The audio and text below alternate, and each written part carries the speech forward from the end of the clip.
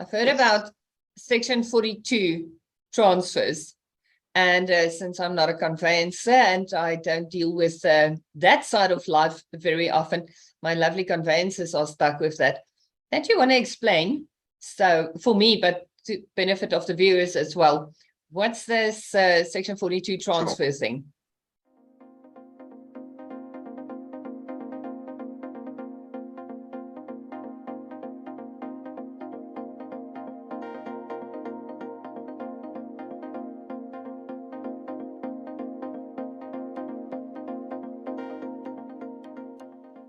So a Section 42 transfer is actually one of the very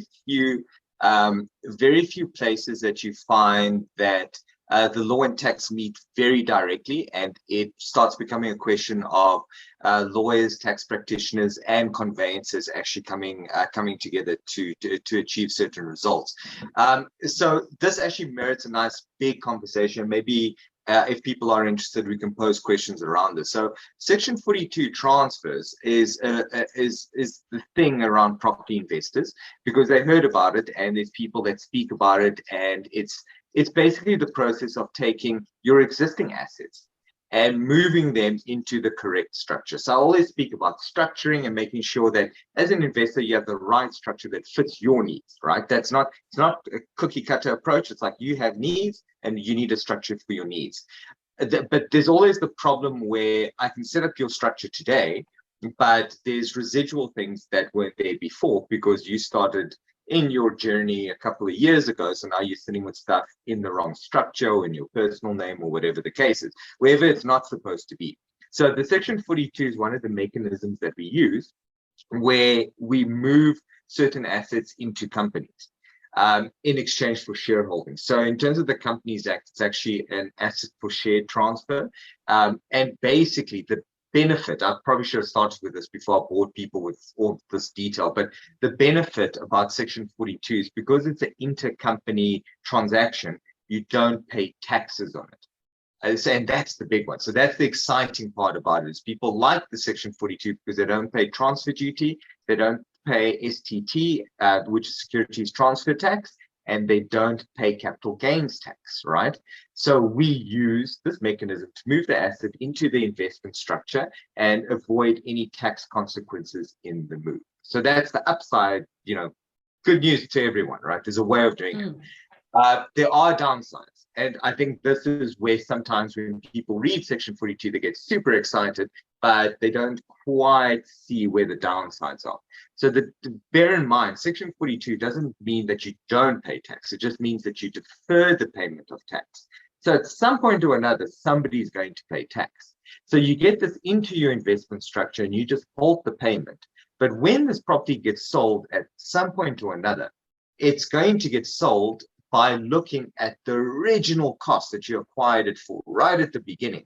And it basically almost ignores the fact that it's been transferred because it looks at that value. So if you're looking at a capital gain, you're going to look at a capital gain right from that initial value all the way till now.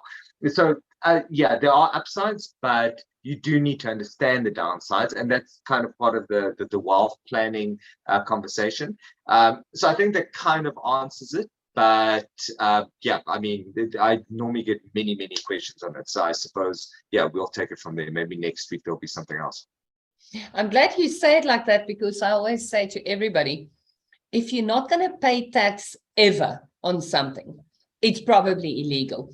So yes, just know taxes will be paid. Where and how we can work around, but at some level, you're going to pay tax. It's like you're going to pay tax, you're going to die. This is the two things we know about life. And SARS will always get its piece of the pie. It just depends when. And somebody told me this in a very interesting way.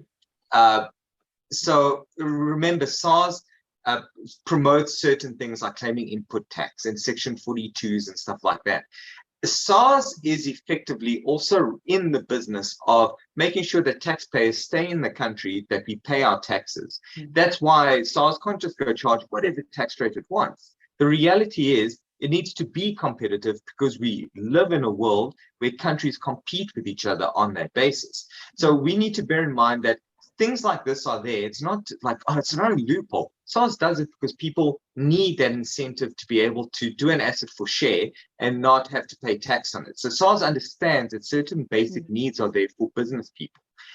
So use the knowledge as the advantage and the tool to get that advantage, but don't ever think that you're swindling SARS, because if they find something, you're going to get, and I've looked at a lot of like reportable arrangements and then advices on it. And that's the problem. Like even SARS has this expectation that you report something that you seem to think is dodgy, because if they find out later that those penalties come like rushing in. Well, that, and nobody really looks good in orange.